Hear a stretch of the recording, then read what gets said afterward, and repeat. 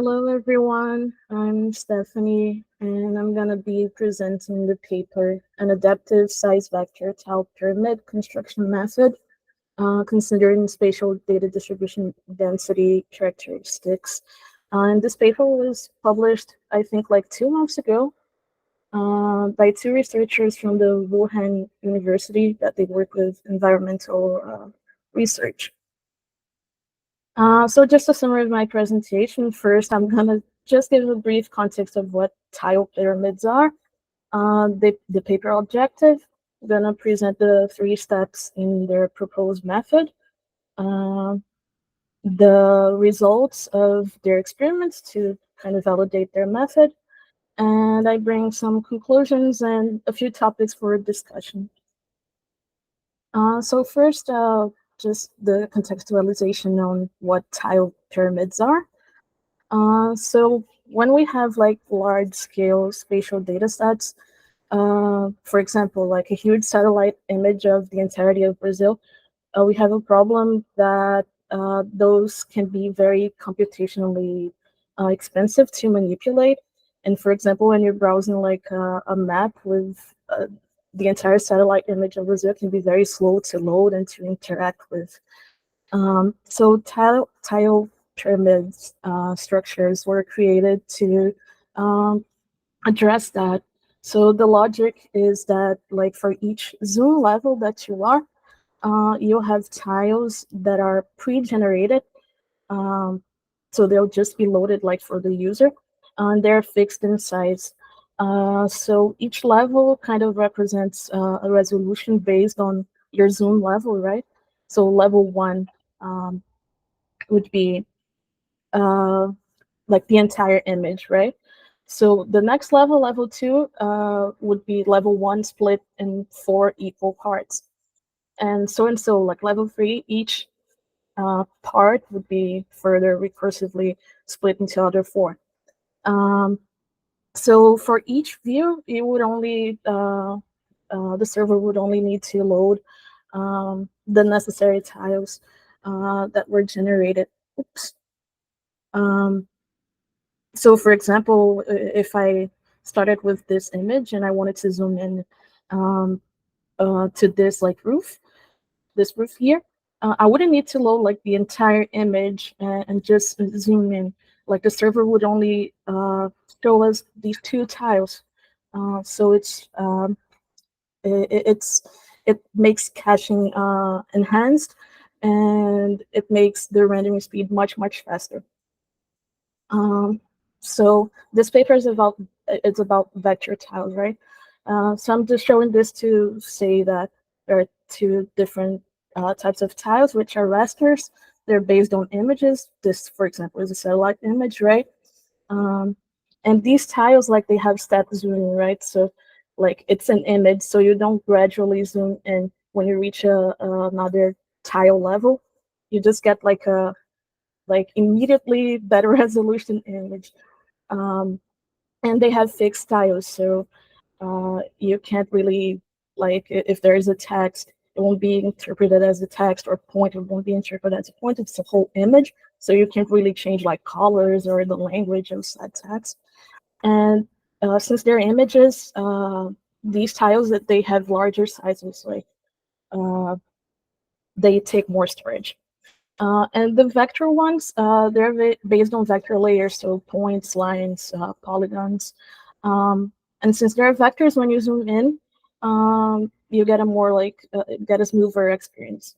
And they have flexible styles. When you store a tile, you can set in some parameters for like point size or point color, text language, so the user can just like click on something and that changes. That is not possible with rasters. And they have smaller sizes. They're like 20 or 50% the size of the raster usually. This is like an older kind of method of tiling, and this is newer. This seems more efficient, right? But usually mapping apps, they use a combination of both, especially when we're dealing with satellite imagery. We usually will have satellite imagery with like vectors on top of it, like to show the streets and then if you change the language, the street will change the language, but the satellite image underneath it will stay the same. So it's just a little bit of context of what the problem is that the paper is trying to address. So its objective is, I showed you guys that like these traditional tiling pyramids, they use grids in which each tile will have the same size as each other. Like for each level, they will all have the same area and same size.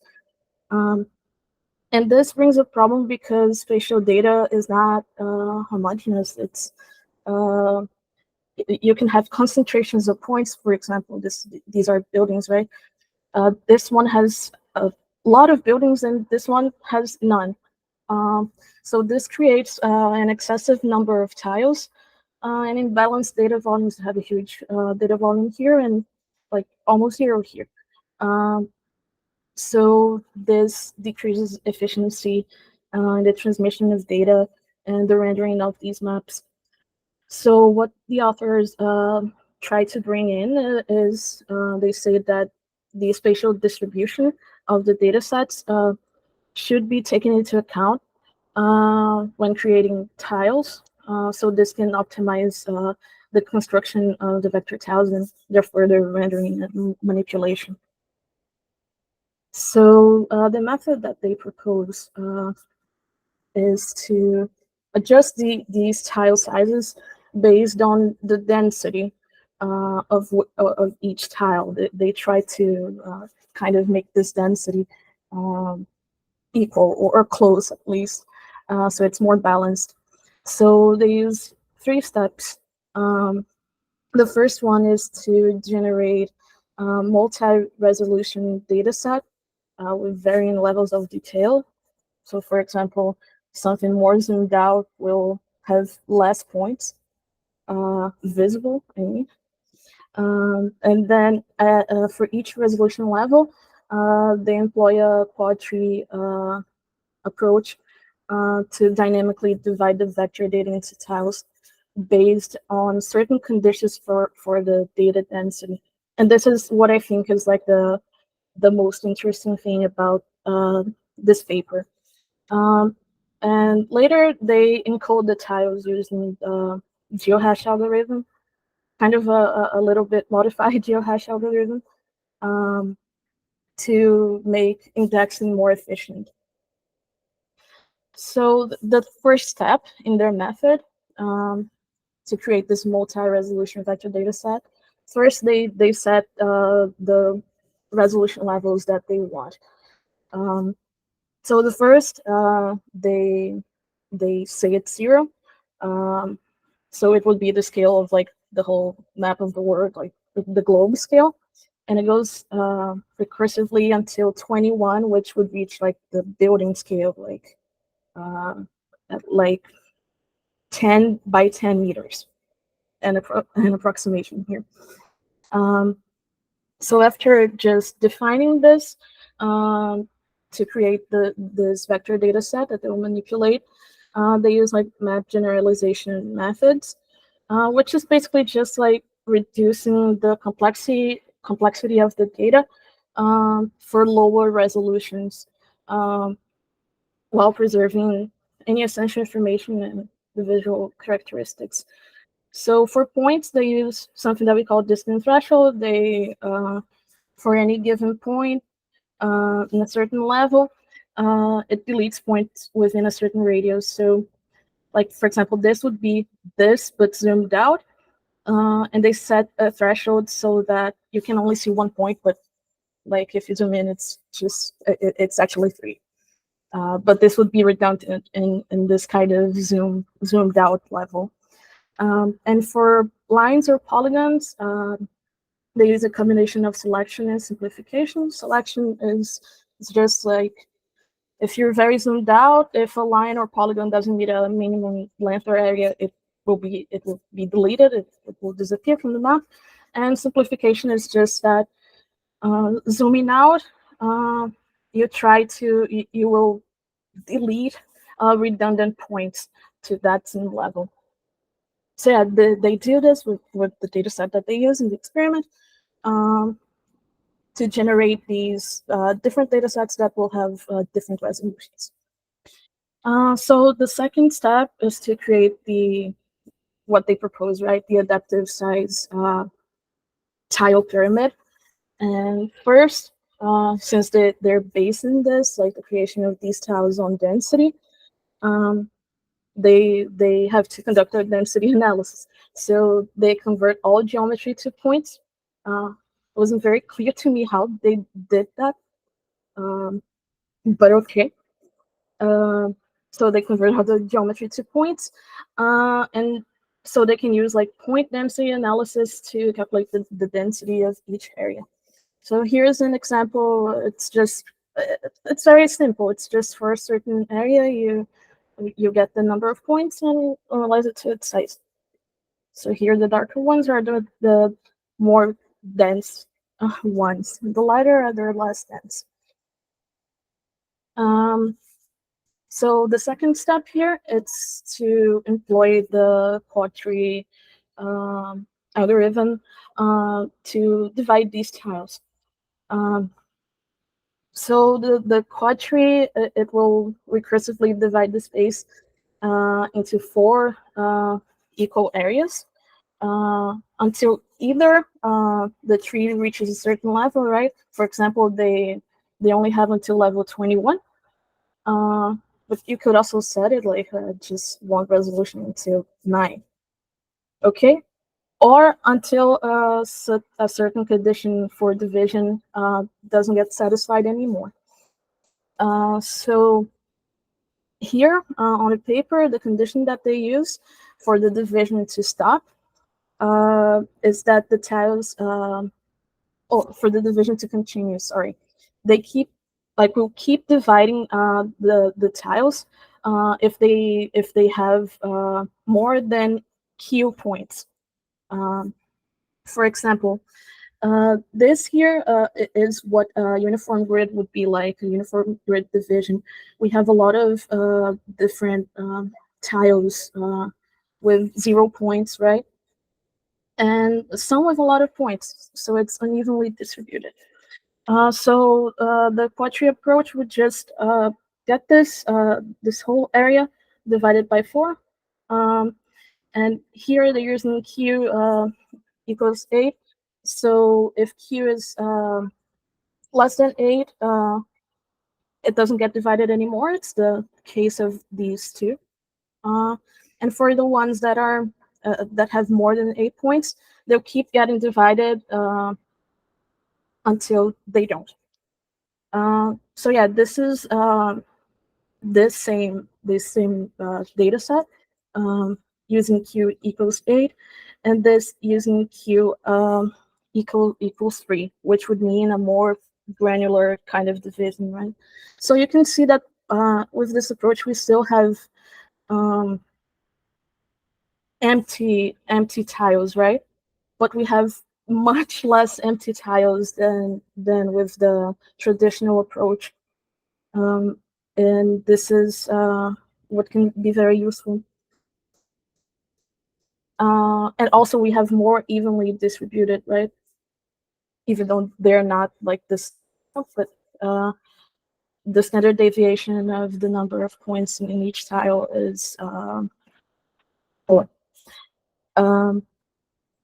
Yeah, these are the observations that I just made. So the third thing, and the final thing in their method is that they encode those vector tiles instead of just using the geometry, right? They encode them with Geohash, and they use this kind of format, which is just a little bit of an addition to the Geohash, right? They just use like the resolution level that they're choosing on the score. The geohash of the center point of the tile. So the resolution level will give us the area. In the paper, they have the formula of like the area and the size of each tile by resolution level. I'm just not bringing this here. But yeah, with the size and with the center point, you can generate the geometry if you need to plot it in a map. And just one thing that wasn't clear to me in the paper is if they use different geohash precisions for different resolution levels. They just give this one example because, for example, for level 21, which would be the building scale. Oh my God, I forgot to put the precision, but they would probably need a precision of like 10, geohash 10. Um, because Geohash 8 would be kind of big for many buildings. Um, so yeah, this was like a question that I had about the paper. But I think they probably do. They use different precisions. Um, so yeah, we use Geohash here, right? So we know that the Geohash encoding it really improves um, spatial data organization retrieval. It's a very it's a very good spatial indexing method, even though it's not the most sophisticated one. So this was their method, and they bring some like one experiment to validate their what they're proposing. So they use three different data sets from Shenzhen. They use a roads data set, which is a line data set, right? Buildings, which are polygons, and points of interest, which are well, points. So they bring these three types of geometries to validate, and we can see that, of course, it's a city. So there is uh, different densities based on different neighborhoods and so on, which is natural. Um, so the first step in their method is to generate the multi-resolution data sets. So this is just like an example of the simplification and distance threshold methods, how they work, right? You can see that for each level, when the level is lower, they simplify the geometries. So the second step would be to conduct the density analysis, right? Here they use kernel density, they use KDE to conduct this analysis. Thinking large data sets, it could be a little bit computation expensive, but okay. Um, and just as I was saying, like you can see that, of course, the density, it will change depending on the neighborhood. Um, and in terms of like when they're starting to apply the quad tree algorithm, they define that the threshold that they're going to use Q is like 3,500 points, and they explain this on the paper. It's based on basically visualization, web mapping services kind of priorities, okay, like transmission time, the bandwidth of the internet, and the volume of the data. Uh, for our use cases, of course, this would be like something that we would have to discuss, like variables that we could use. So yeah, this is the results when they apply the quad tree recursive division, right? For example, this is level 9. And I just want to point out that the data set, it like the entirety of the data set, it's the resolution of level 6. So that's why this is 9, but it has up until, I think, 3 divisions. Okay. So yeah, when you keep adding levels, you can generate more subdivisions, because here, for example, this one is divided. This one, it has more than the threshold that they want. It should be subdivided, but it reached the maximum level. That is also a condition for the quad tree, right? But when you keep expanding the levels, you get more and more subdivisions, and still you get more efficiently distributed counts of points or roads, lines, polygons in each tile. So this is a comparison with the traditional approach. For this level 18, like this is like a net. We can barely see anything, but here we have much less empty tiles. Like here we would have thousands of empty tiles with the traditional approach. But with the quad tree, this has been reduced to this one, which can be pretty useful. Just like some comparative results, they're not purely visual, with the traditional approach and their proposed approach. In terms of the number of tiles generated, as the resolution grows, this is the y-axis here is like on a log scale, just just to be sure. I was confused at first. I was very slow to notice that. But as the resolution grows, this is first line here is the resolution. The number of tiles generated by the traditional approach, which is the blue one, it grows exponentially. And the proposed approach, which is the adaptive size one, it grows linearly. So here you can see, like, for the more precise, like bigger resolution, their proposed approach that generates like 4,000 tiles, and the traditional one would generate 800,000. So it's a big difference, and you can see that it works better for more granular resolutions. And in terms of the data volume that is generated,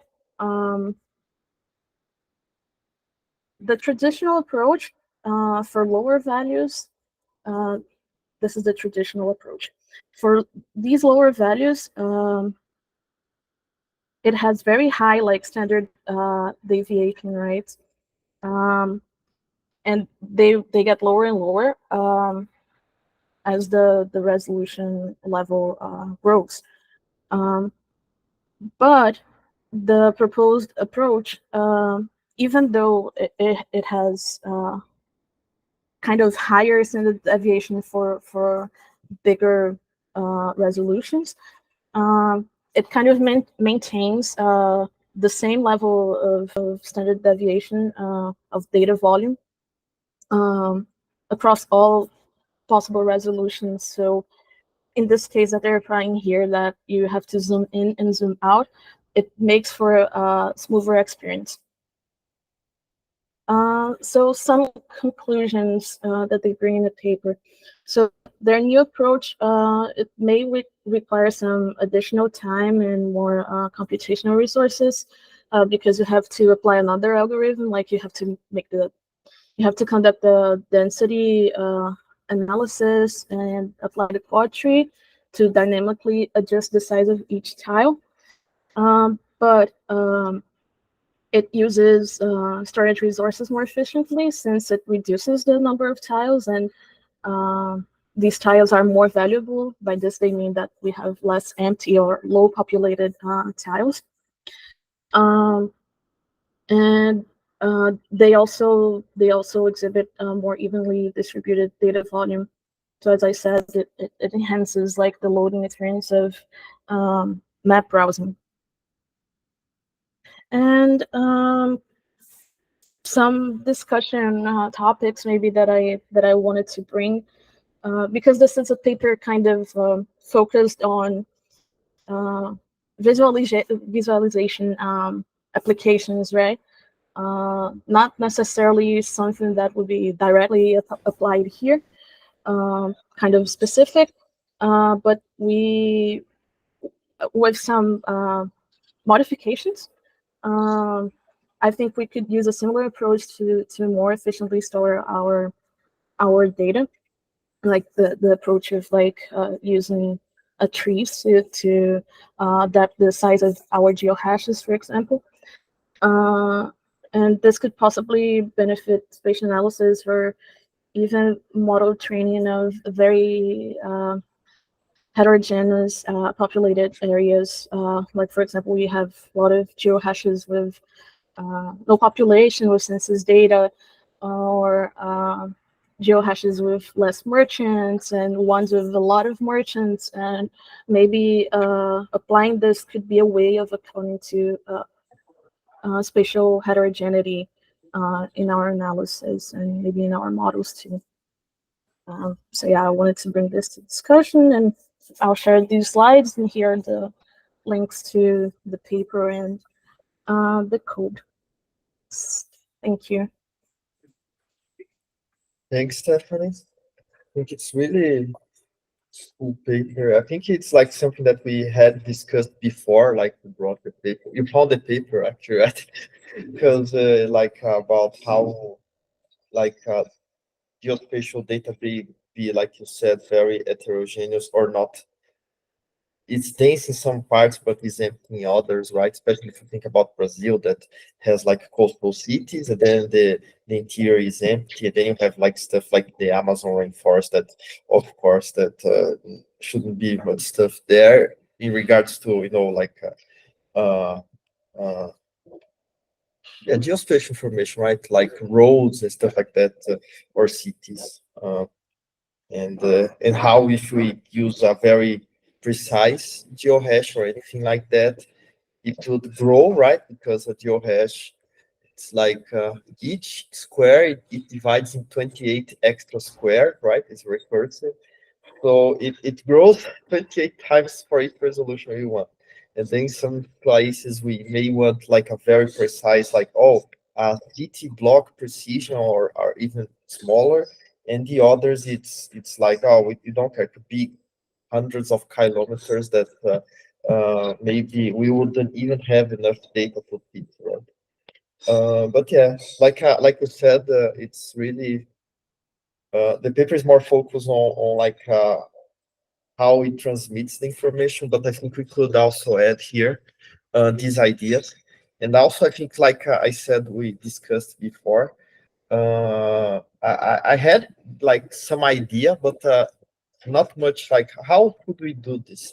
And I think this paper explains well, right? I think it's more to me is more like, oh, this is doable, this is not that difficult, right? The pyramid aspect, right? You have multiple resolution, and then you break down the space into that. I think and the quad trees as well, that's another concept that I didn't know. So I think that's really, I mean, now it's more simple to imagine, right?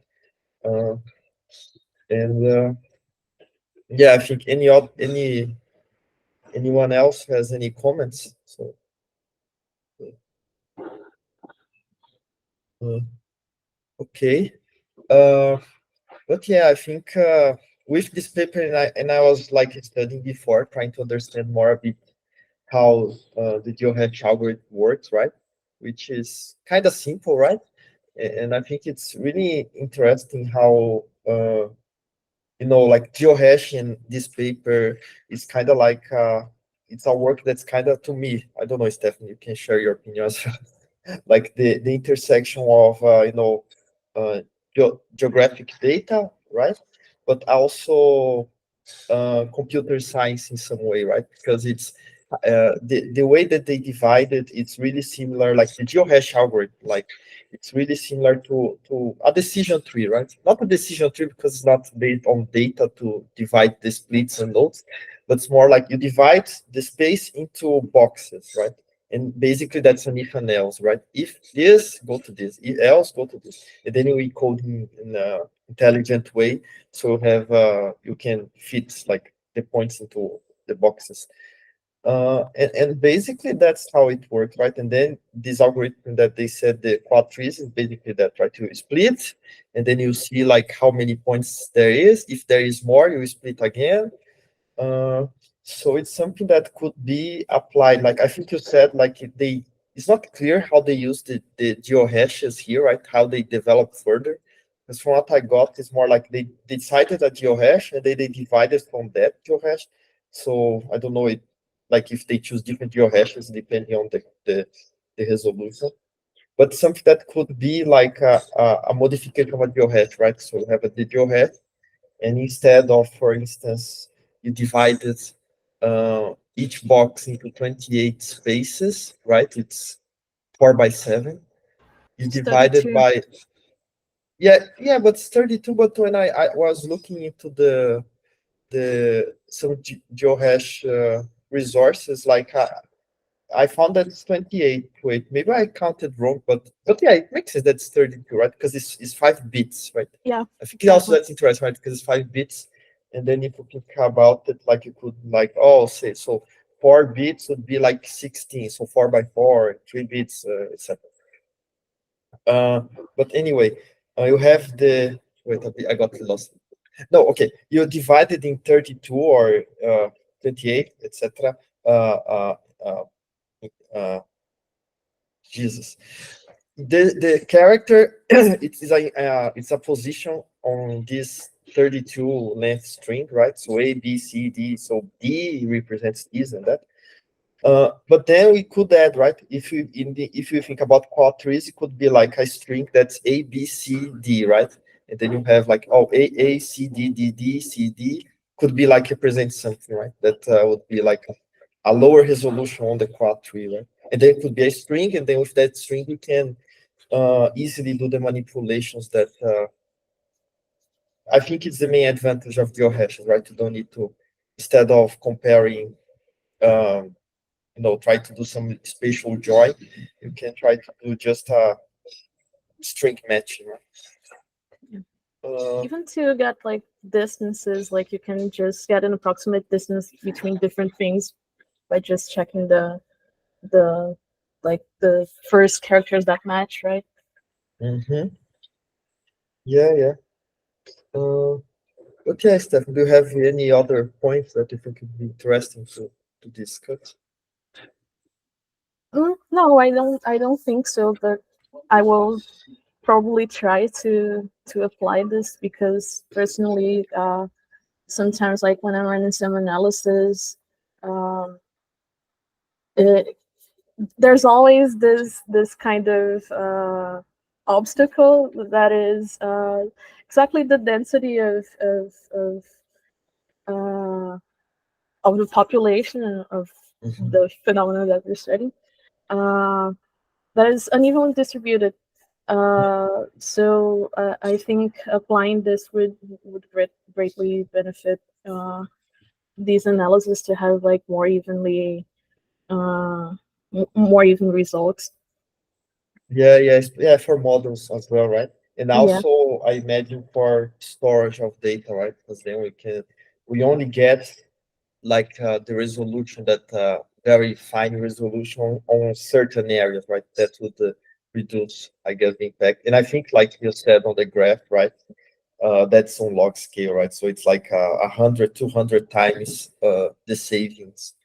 Of course, it was like the very most fine resolution, but still, it's a very huge gain that we can get from that. yeah. I Uh, think the biggest maybe kind of challenge here is setting the threshold, like mhm. the Q threshold. Here they present like a formula of what with like the variables that they need. But Yeah, for us, I think it's a little bit more intuitive and like we'll probably need a little bit more exploration to set these thresholds yeah, for yeah. each use case. Yeah, no, and this and but I think one thing that they did that I think is interesting is they use like for data, for example, like from OpenStreetMap or something like that. So it's something that I think at first I was much more focused on data that we have, right? So what we get from the data on our database, and that makes sense, I think, like for transactions. But if you want like to understand some other phenomena that may be more uh, not only our data, more something like more social, so like oh people that are close or what we have that's nearby, it makes sense to use that as a proxy, right, as well. So we have like maybe roads or like they used points of interest, so we have like a data that will represent more a city than like a specific use case, but I think that could be also as a starting point also, or could also leverage maybe census data, something like that as well.